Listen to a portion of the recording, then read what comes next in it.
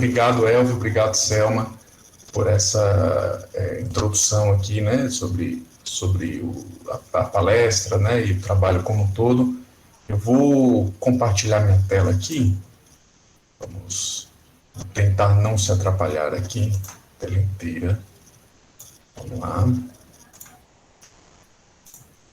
E eu tô... Tá. Vocês estão conseguindo ver aqui um slide? Perfeito. Sim. Tá, joia. Legal.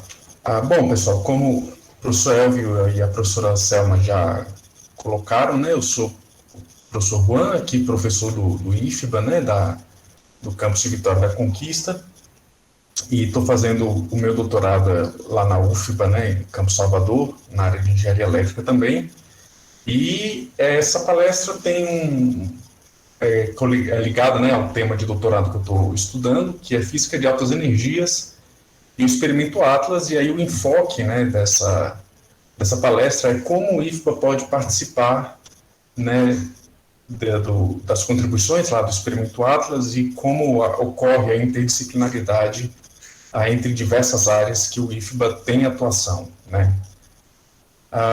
Bom, falando rapidamente, né, do que eu já andei fazendo por aí, como a professora Selma mencionou, eu fiz a graduação em engenharia elétrica pelo IFBA, no campus Vitória da Conquista, e atuei, né, sob a orientação do professor Jorge, que está aqui presente também na palestra, com o tema de microcontroladores aplicado em instrumentação eletrônica, né.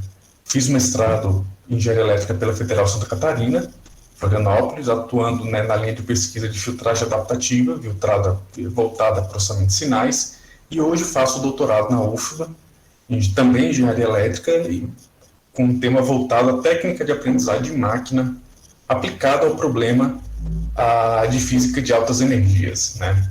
É um problema prático e bem complexo de se trabalhar. Bom, aqui tem um roteirinho, né, do que eu pretendo explanar. Primeiro eu vou começar, né, dizendo o que é o experimento Atlas, o que é o LHC. Daí vou comentar brevemente como é que o Brasil já participa do experimento Atlas. Aí vou falar do experimento Atlas propriamente dito, como é que é a construção e operação desse experimento. Vou falar especificamente da atividade de qualificação, vou esclarecer o que é essa atividade de qualificação, que é um aspecto ligado à seleção de fótons, né, dentro do experimento, e aí vou passar, né, para a parte da potencial atuação do IFBA dentro do experimento, que é o foco que eu quero dar aqui, mas eu preciso dar uma abordagem um pouco, né, fazer um pouco de background aqui para a coisa não ficar muito perdida. Bom, o Atlas ele é um grande experimento, né, de física de altas energias, né, talvez o maior em operação hoje, com certeza, que está presente lá no LHC. Né? O LHC, para quem não está muito familiarizado, é o acelerador de partículas, né, que fica ali na fronteira franco-suíça, né, que tem a sede oficial, por assim dizer, em Genebra,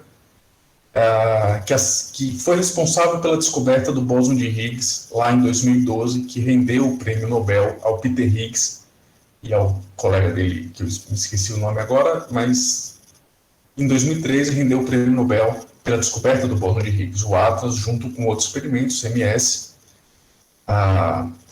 pela descoberta do bóson de Higgs. Né? E para ter uma ideia da dimensão, né, do LHC, em princípio, né, ele é um percurso, né, aproximadamente circular, de 27 quilômetros, né, de perímetro, então ele atravessa a fronteira franco-suíça para poder operar, e ele fica situado a 100 metros abaixo do solo. Tem uma série de figuras aqui adiante que vai conseguir dar uma ideia da dimensão. E dentro do experimento Atlas, né, especificamente, que tem outros experimentos dentro do LHC, meu trabalho é dentro do experimento Atlas, tem aproximadamente 3.000 pesquisadores ao redor do mundo, né, e passando aí por todos os continentes do mundo, e alguns, obviamente, com mais expressão, principalmente na Europa.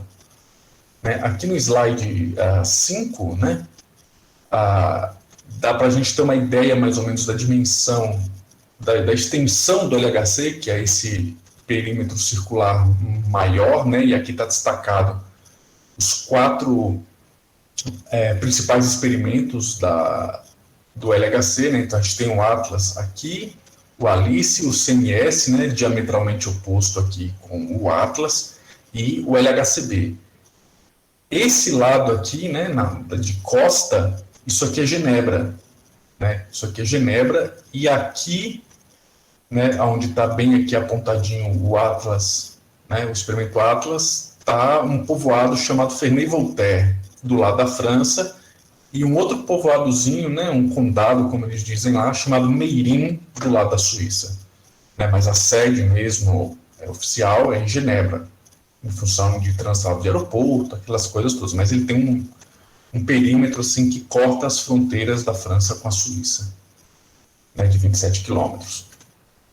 E, em termos globais, né, a gente tem mais ou menos essa distribuição de instituições, né, de universidades e laboratórios de agrotecnologia espalhados pelo mundo, né? A gente tem participação majoritariamente, claro, a europeia, asiática e norte-americana, mas a América do Sul aqui está simbolizado aqui com 9 instituições, né?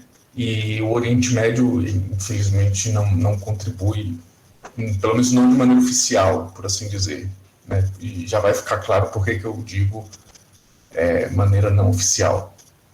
Tá? Então a gente tem aí, pelo menos em termos de América do Sul, a gente tem aí 9 instituições de ensino superior, de pesquisa, de laboratórios que contribuem aí com o experimento, né, nas mais diversas frentes que eu vou abordar aqui. Em termos de Brasil, nós temos uma participação muito singela, né, de 3 instituições, USP, Federal do Rio de Janeiro e Federal de Juiz de Fora. Essa sinalização, claro, vai ficar claro porque que eu digo oficialmente, porque a gente tem outras instituições que também contribuem, mas que não estão credenciadas no experimento Atlas. Tá? E é mais ou menos um dos aspectos que a gente vai chegar no final dessa palestra aqui. Né? Em termos de Brasil, né, o que a gente tem? A gente tem a UFRJ, que é certamente, em termos de aprendizagem de máquina no Brasil, para a física de altas energias, é a pioneira, pelo menos na minha visão. Né?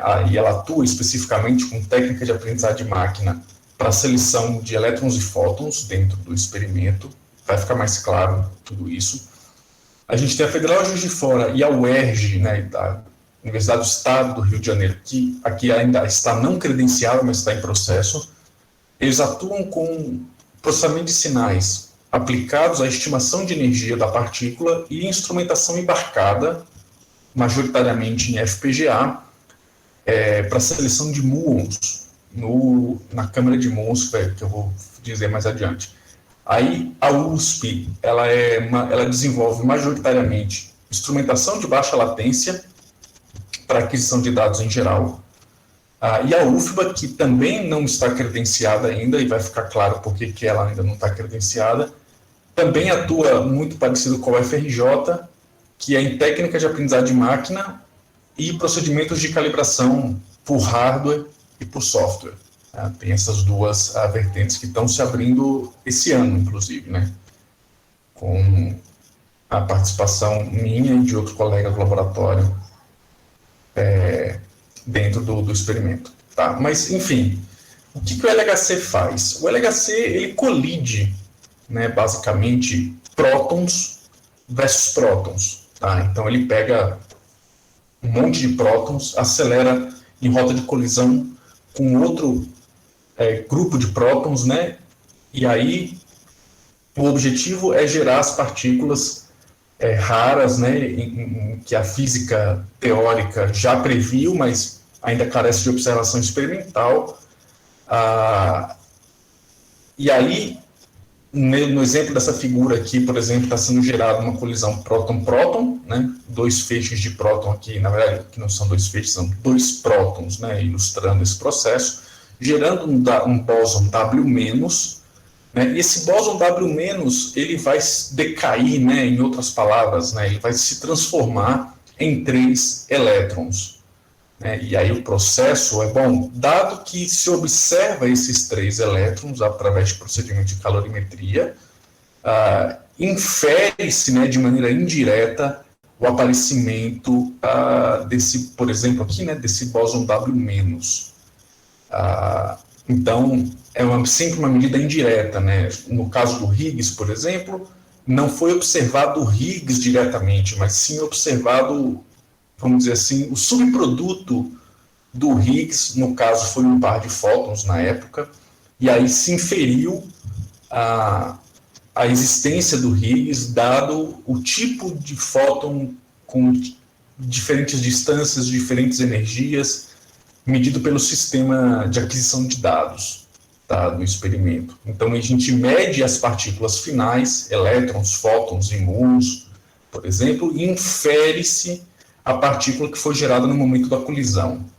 Por que isso acontece? Bom, porque essas partículas raras têm um tempo de vida muito curto. Rapidamente elas decaem e aí o experimento não consegue sequer medi-las diretamente, é uma medida indireta. Então, por isso que todas as técnicas de processamento de sinais, aprendizagem de máquina, aquisição de dados, instrumentação, é essencial que tudo esteja muito bem alinhadinho, né, para poder não perder nenhuma informação. Tá? Bom, o que diabos é o experimento Atlas, afinal? O experimento Atlas ele é um conjunto de cilindros concêntricos, né, com cada cilindro desse com características distintas para fazer as diversas medições. Ele é um experimento de 44 metros de extensão por 25 metros de altura, então é uma coisa imensa. Né? Se você pensar que é um experimento, né, dessa dimensão, aqui tem 2 pessoinhas aqui, para a gente ter uma noção de escala, né, de um experimento com relação a uma pessoa adulta. Né? E a detecção de partículas é feita efetivamente pelo experimento, seja o Atlas, o CMS, o LHCb, ou o ALICE, ou qualquer um outro. Né? E essa detecção ela é baseada no princípio de calorimetria, né? Ou seja, como as partículas depositam energia no material que absorve essas partículas, né? Então, dependendo de como uma partícula interage com a matéria, né, dos sensores aqui, a gente consegue inferir se é um fóton, se é um elétron, se é um próton, se é um muon, né, ou qualquer outro tipo de partícula. E o Atlas, né, ele tem 2 principais calorímetros, que é o eletromagnético, que é uma composição de chumbo e argônio líquido, né, com mais ou menos 40 mil canais de leitura, o calorímetro hadrônico, que é responsável também por detectar partículas hadrônicas, como prótons, π0, né, enfim, tudo quanto é tipo de partícula hadrônica, jato hadrônico, que tem aproximadamente 10 mil canais de leitura. Cada canal de leitura desse é um conjunto de eletrônica de aquisição de dados, independente do seu canal vizinho, tá? Com as suas devidas, com seus devidos links de comunicação por fibra ótica, normalmente, que leva a informação calculada pela instrumentação eletrônica para ser processada e eventualmente, medir a energia da partícula, enfim. Né? Então, toda essa informação é digitalizada, claro, isso é feito tudo de maneira digital, e toda essa informação navega, né, via fibra ótica, para ser processada por um cluster de computação distribuído, né, via software. Tá? Por que isso? Né? Porque, bom, só para a gente ter uma noção, né, isso aqui é um esquema da eletrônica, eu não vou entrar em muitos detalhes aqui, mas isso aqui é um esquema de eletrônica da eletrônica de aquisição de dados do calorímetro hadrônico, que ele tem que operar, né, de maneira síncrona com as colisões. Tá? Então, como as colisões acontecem a uma taxa de 40 MHz ou 25 nanosegundos, uma colisão é produzida, então toda essa cadeia de eletrônica aqui de aquisição de dados ela tem que funcionar nessa velocidade. Por quê? Se ela funcionar numa velocidade mais lenta do que as colisões ocorrem, ela simplesmente vai perder um evento. Ela vai perder uma colisão e podia dar o bóson de Higgs lá, entendeu? E a eletrônica foi lenta demais e deixou o bóson de Higgs passar e nunca mais você vai ver aquele bóson de Higgs. Estou aqui utilizando o exemplo do bóson de Higgs, mas poderia ser qualquer outra partícula, né? Principalmente aquelas que estão previstas no campo da teoria de campos, né? Ou modelo padrão, que ainda só estão previstas na teoria, mas ainda não foram observadas, como era o caso do bóson de Higgs antes de 2012, né? Então você tem, por exemplo, a fotomultiplicadora que faz a detecção do sinal. Isso passa por um processo de ganho, né? 2 canais, um com ganho unitário, um com ganho 32, faz a conversão digital e tudo isso aqui é calculado, né?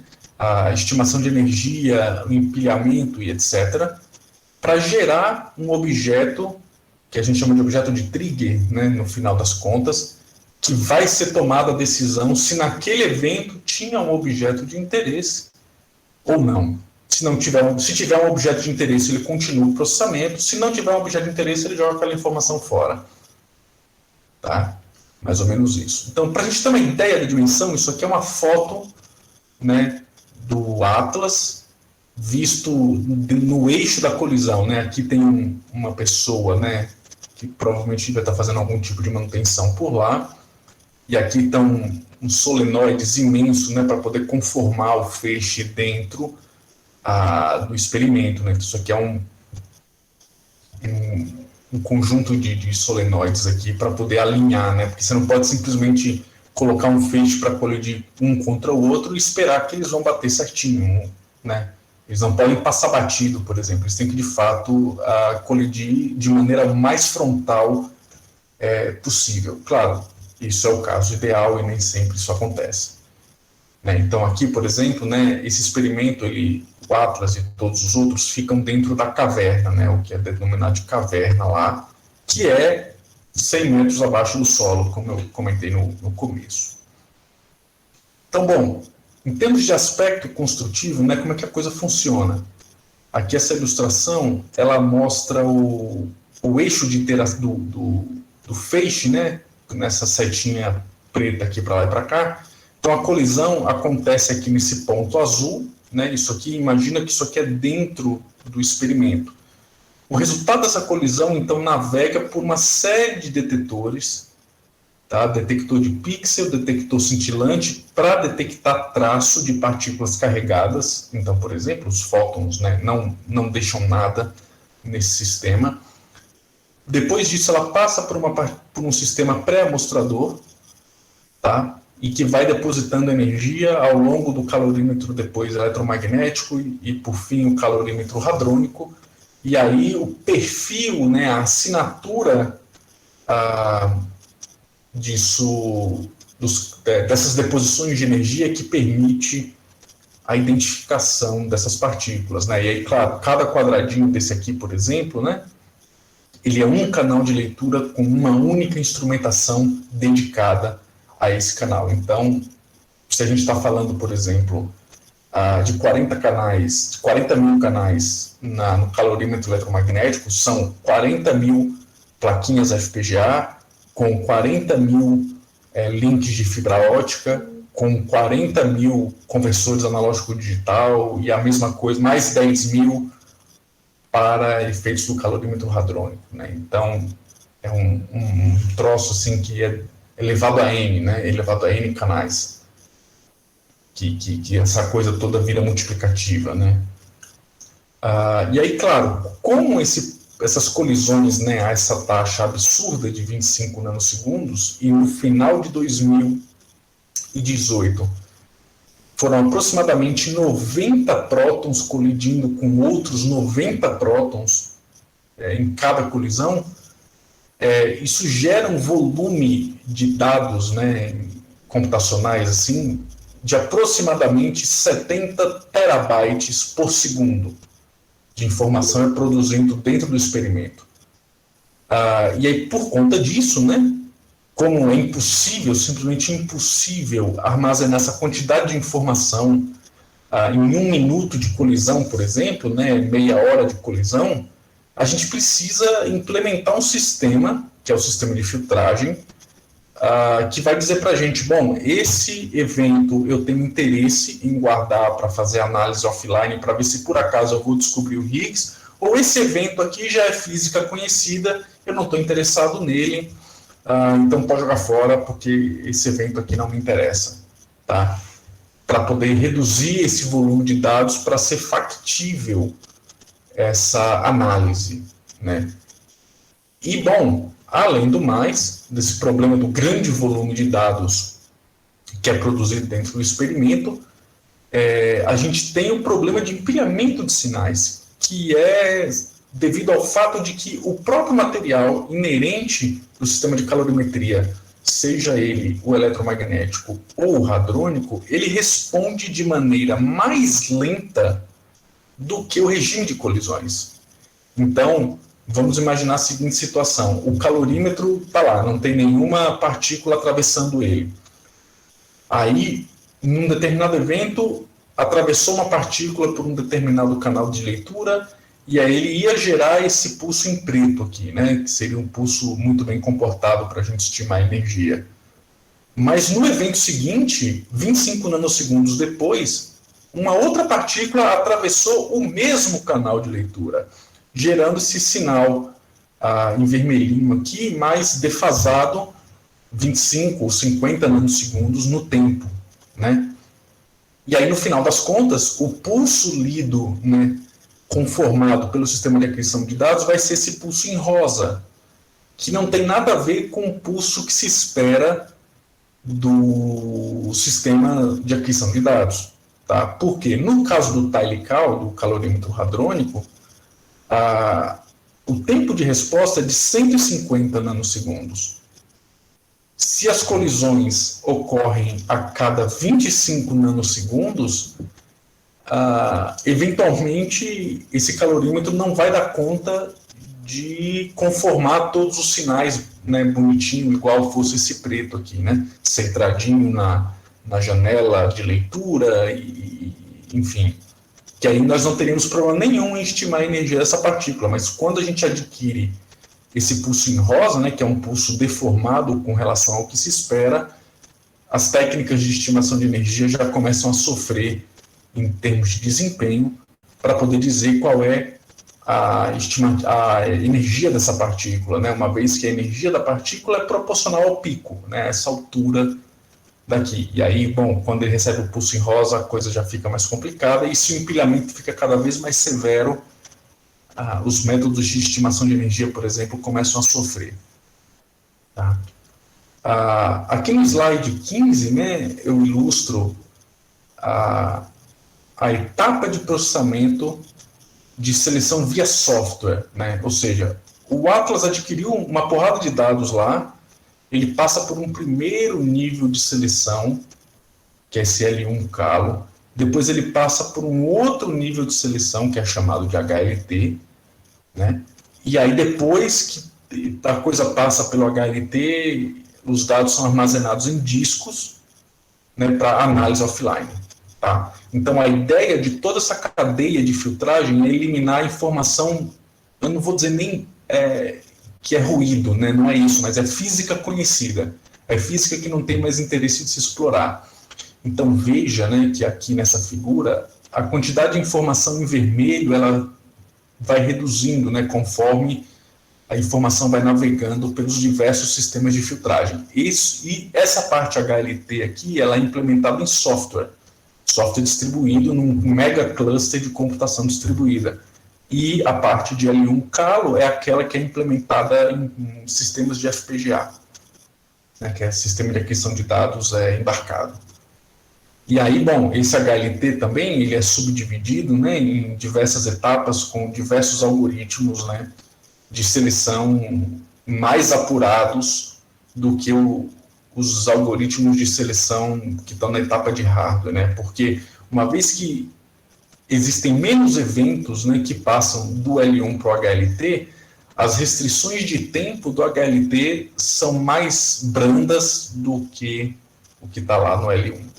Né? O L1 ele tem que operar a 25 nanosegundos mesmo, então ele não pode perder muito tempo estimando, né, de maneira muito apurada, porque senão ele vai perder a próxima colisão. Então ele passa essa informação para frente para que um sistema mais apurado possa ir fazendo essa coisa em cadeia.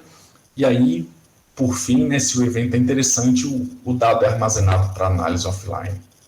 Então essa é a grande jogada do sistema de aquisição de dados e seleção do Atlas. Mas, bom, durante o ano de 2020 e um pedaço do ano de 2021, eu desenvolvi o que é denominado de atividade de qualificação dentro do CERN, né? Não confundir aqui com a atividade de qualificação que é inerente ao processo de doutoramento, que é aquela qualificação que normalmente se faz com 2 anos e meio, que é uma espécie de pré-defesa para saber se o aluno está indo no caminho certo ou não. Essa atividade de qualificação é dentro do experimento Atlas, que envolve resolver uma tarefa de cunho técnico para contribuição para a melhoria do experimento, né, por assim dizer. E essa atividade que foi designada a mim era desenvolver, né, adaptar, na verdade, a técnica Neural Ringer, que foi concebida lá pela UFRJ, para separação fóton-jato hadrônico. Tá? Essa técnica, né, só para nível de conhecimento, ela é a técnica padrão para o caso de elétrons desde 2017. Então, isso é dedo brasileiro dentro do experimento, é a técnica padrão que opera lá para a seleção de elétrons, a técnica Neural Ringer. Claro, em uma das etapas do sistema de filtragem. E aí, a tarefa que foi incumbida a mim foi pegar essa técnica e adaptar para o caso de seleção de fótons. Né? Isso foi pensado porque fótons e elétrons, do ponto de vista de calorimetria e deposição de energia, têm comportamentos similares, então era natural pensar na adaptação dessa técnica para o caso de fótons. E aí, bom, isso aqui é uma técnica baseada em redes multilayer perceptron, né, lá do campo de redes neurais e aprendizado de máquina. E com a conclusão dessa tarefa de qualificação, que ocorreu no último dia 30 de junho, eu passo a fazer parte, né, por ter concluído isso, passo a fazer parte na autoria dos artigos publicados, não é pela qualificação, é pela colaboração Atlas. Tá?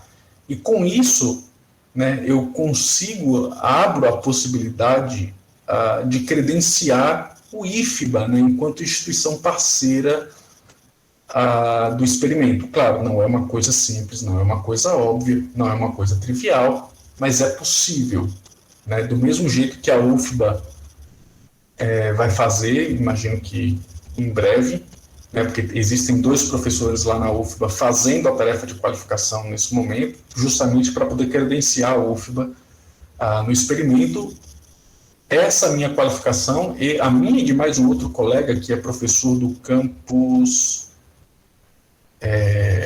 Simões Filho, não, Paulo Afonso, campus Paulo Afonso, também vai fazer a tarefa de qualificação, mas em outra área, né, não na área de fótons, vai abrir a possibilidade da gente poder credenciar o IFBA. Né, e aí o IFBA ser uma instituição parceira do experimento. Bom, se eu pudesse resumir o meu doutorado em uma imagem, seria essa imagem aqui. Tá?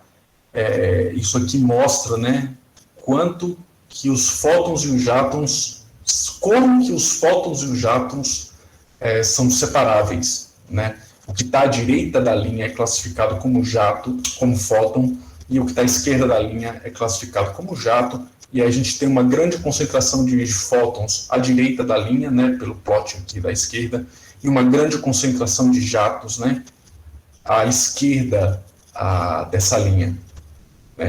Isso aqui, se eu pudesse resumir o meu doutorado até o momento, seria nessa imagem. Claro, tem muita coisa por trás desse gráfico, que se quem tiver dúvida depois aqui no final da palestra, eu posso dar uma explanada melhor. Tá? Mas aqui mostra como que eu consigo separar fótons e jatos hadrônicos, que foi o objetivo, né, da tarefa de qualificação. E aí, bom, dito tudo isso, como que o IFBA pode atuar dentro do experimento, tá? Antes de começar, obviamente, falar dos potenciais, eu vou ressaltar aqui que as ciências fundamentais, como física, matemática, química, a estatística e etc., elas podem estar em qualquer campo do que eu disser aqui. Porque em todos os aspectos do experimento precisa de gente da física, de gente da matemática, de gente da estatística, não que matemática é diferente da estatística, mas geralmente é considerado um ramo diferente, da química, materiais, né, e etc. Então, em qualquer área que eu citar daqui para frente, todas essas ciências fundamentais têm campo de atuação dentro desse ramo específico, né? Um deles, por exemplo, é o sistema desenvolvido pela Federal de Juiz de Fora, que é instrumentação e aquisição de dados para a seleção de muons, né? Eles usam o que eles batizaram lá de TMDB, né? Que é Tile Muon Decision Board, que recebe o sinal advindo, né, da deposição de muons, faz a estimação de energia, né, e provém também a comunicação via os 128 módulos do calorímetro hadrônico para o Sector Logic, né, enfim, e aí com esse sistema, né, baseado aqui em FPGA, nessa placa aqui à direita, eles conseguiram reduzir em 6% a taxa de aceitação de falsos muons, né, de muons que não eram muons de verdade, eram artefatos gerados pelo sistema de calorimetria, aquisição de sinais, etc., né, N artefatos. Então, reduzir a aceitação de falsos muons contribui para o grau de pureza dos muons que são aceitos pelo sistema de filtragem, que permite compreender todas as partículas que eventualmente podem decair em um par ou uma trinca de muons. Tá? Bom, uma outra que eu já mencionei aqui, um outro potencial, né, são técnicas de aprendizagem de máquina. Né? No IFBA, né, a gente tem muita gente ligada à instrumentação, muita gente ligada a aprendizado de máquina, né, e obviamente matemática e física tem química, enfim, tem atuação direta em todos esses campos, né.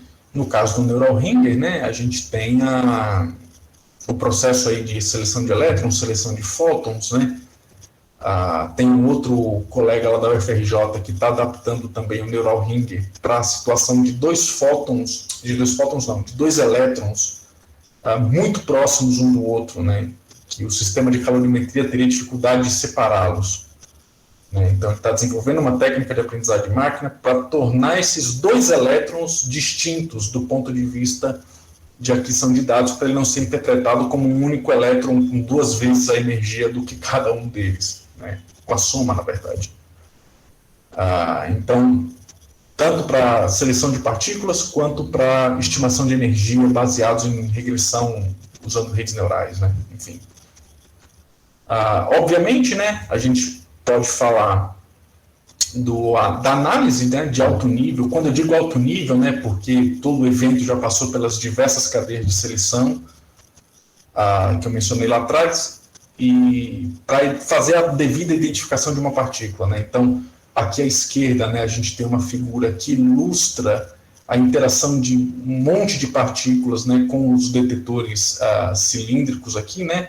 Os quadradinhos verdes são as células do calorímetro eletromagnético, as amarelinhas são as células do calorímetro hadrônico, e essas colunonas azuis aqui são as células de leitura da parte de detecção de muons. Né? Então, isso aqui é um evento, né, uma foto do evento congelado, está aqui a referência, né, do número da tomada de dados e o número do evento junto com a data. E esse evento aqui, né, ele não está aqui por acaso, ele foi o evento que gerou a descoberta do bóson de Higgs, que é esse gráfico aqui da direita, né? A gente tem aqui, né, a linha vermelha a soma, né, de sinal e background, né? Em pontilhadinho vermelho, isso é o que se esperava do background, né? E os pontinhos pretos, né, são os dados coletados entre 2011 e 2012. Então, a gente vê uma saliência, né, um pico aqui em torno de 125 GeV, né, aqui no eixo horizontal. E essa, vamos dizer assim, anomalia, né, ela, para ficar melhor visualizável, eles fazem esse plot aqui embaixo, removendo, subtraindo, né, o background, a linha de background, e aí aparece bem proeminente aqui, aproximadamente 300 candidatos ao bóson de Higgs, né? Aqui é a soma da massa de um par de fótons, né, que foi justamente o decaimento no qual Higgs foi detectado pela primeira vez, e aí que rendeu lá o Prêmio Nobel em 2013. Tá? Então, com esse gráfico aqui, com essa análise, claro, a gente vê, é uma análise que envolveu tomada de dados durante todo o ano de 2011 e durante todo o ano de 2012, né? Para poder validar isso daqui. A massa do Higgs, né, está aqui em torno de 126,5 GeV. Então, eles observaram dois fótons com características muito distintas, né, cujas energias somavam 126,5 GeV, e aí voltaram lá na previsão do Peter Higgs e falaram, não, beleza, isso aqui é o bóson de Higgs, vamos anunciar para a comunidade acadêmica, e aí no ano seguinte isso rendeu o Prêmio Nobel. Então, toda a parte de estatística, né, matemática, está envolvida, física, claro, né, física é o objetivo sempre final, está diretamente ligado com essa atuação, né. Existe também, né, umas outras potencialidades, que é o desenvolvimento de sistema de comunicação em alto volume de dados, né. Então, essa foto aqui da esquerda, né, isso aqui é dentro do experimento Atlas, com um cara conectando um chumaço, né, um bolo de fibra ótica, tá? E aqui a gente tem, né, as plaquinhas de aquisição e propagação de fibra ótica, né, do tamanho de uma moeda, que foi desenvolvido lá também pelo experimento Atlas, né, pelo experimento Atlas não, para o experimento Atlas via alguma universidade, via algum laboratório de algum lugar do mundo. Eu realmente não sei especificamente qual foi a universidade, a instituição, laboratório que desenvolveu esse sistema. Mas sim, existe uma demanda, né, dado o alto volume de dados que trafega nas fibras óticas, que a gente tenha um sistema eletrônico e software embarcado para tratar esse volume de dados sem que nada seja perdido, porque, de novo, perder um bit desse negócio pode significar perder o bóson de Higgs, pode significar perder matéria escura, pode significar perder o graviton, né, que é uma partícula teórica lá que está prevista. E o Atlas não pode se dar o luxo disso, né. Bom, um outro potencial, né, envolve aí fortemente o pessoal da computação, que é o desenvolvimento e atualização do software Athena, né, especificamente em qualidade de dados, né, ou seja, garantir que todos os dados que são propagados dentro do cluster distribuído de computação do Atlas não sofram problemas de tratamento numérico, de tratamento de tipagem de dados, né? E, enfim, N problemas que podem estar relacionados à engenharia de software em geral, envolve desempenho, né, computacional, enfim. E aí, hoje, né, esse software opera parte em C++, parte em Python, né, e essa interface entre os dois é feita via essa aplicação CMake, né, fora o uso de repositórios remotos, repositórios Git, né, eles usam especificamente o GitLab para fazer o gerenciamento de software. Né, então, envolve uma programação severa, eu diria, né, para fazer tudo isso funcionar de maneira adequada e que, de novo, que não se perca o bóson de Higgs, né, a gente tem que sempre ter isso em mente. Um outro potencial também de atuação é a parte de divulgação científica, né? O CERN como um todo, não só o experimento Atlas, o CERN como um todo, ele atua e incentiva fortemente as instituições parceiras dos experimentos em geral a atuarem em divulgação científica, né? Então, essa senhora aqui é a professora Márcia Begali, professora da UERJ, e ela é que encabeça, né, até o momento, o lado de divulgação científica no Brasil, né, do lado do time brasileiro, né, vamos dizer assim, com relação ao CERN. Então, essas fotos aqui é quando eles foram para Lavras, lá no Cefet, Minas Gerais, e nessa foto da esquerda aqui a gente vê os alunos num laboratório, né, e eles fazem atividades no sentido de, bom, o que o pessoal da física faz lá no experimento, a Márcia tenta replicar, obviamente, de uma maneira extremamente simplificada, ela tenta replicar para que os alunos, por exemplo, possam encontrar via software um bóson Z, um bóson W, um bóson de Higgs, né, enfim, com os dados que o Atlas e o CERN, etc., já fornecem para esse propósito. E aqui na figurinha do meio, né, a Márcia, que infelizmente está com a luz muito forte lá na projeção, né, mas eles fazem também uma atividade de que é a visita virtual. Então, ela abre um link, né, com algum falante de língua portuguesa, não necessariamente brasileiro, lá no Atlas, e aí essa pessoa, né, que já foi previamente designada para isso, vai andar pelo experimento, vai andar na caverna, vai andar nas instalações do CERN, para que os alunos aqui possam ter uma noção da vivência lá dentro do experimento, né? E aqui o pessoal do Cefet Minas, né, imprimiu numa impressorinha 3D, né, uma versão miniatura aqui do experimento Atlas, que está aqui na mão da Márcia, né? A Márcia é gente finíssima, eu converso com ela várias vezes, tiro dúvidas de física com ela, né, da parte de decaimentos, etc., principalmente no desenvolvimento da qualificação. Bom, dito tudo isso, com esse processo de qualificação, a gente pode pensar em credenciar o IFBA junto ao experimento, né? E aí, uma vez que a gente consiga isso, a gente consegue apoio da RENAFAI. A RENAFAI, para quem não conhece, é a Rede Nacional de Física de Altas Energias, que é vinculada diretamente ao MCTI, Ministério de Ciência, Tecnologia e Inovação, né, que hoje é o Marcos Pontes que está lá. E aí, obviamente, né, uma vez conseguido isso, a gente pode também tentar, de alguma forma, eu não sei exatamente como funciona esse processo, mas eu sei que é possível credenciar outros professores, né? Ou seja, pega lá uma tarefa para o experimento, designa a um professor, essa pessoa vai ter um supervisor técnico lá do Atlas, vai ter um supervisor local, né, e essa atividade vai ser desenvolvida. Claro, tudo isso só é possível porque existe um time de apoio, ninguém faz esse troço sozinho, né? Isso é impossível, inimaginável. Né? Eu tive muito apoio, principalmente do pessoal lá da UFRJ, né, e da UFBA, para fazer a minha atividade de qualificação.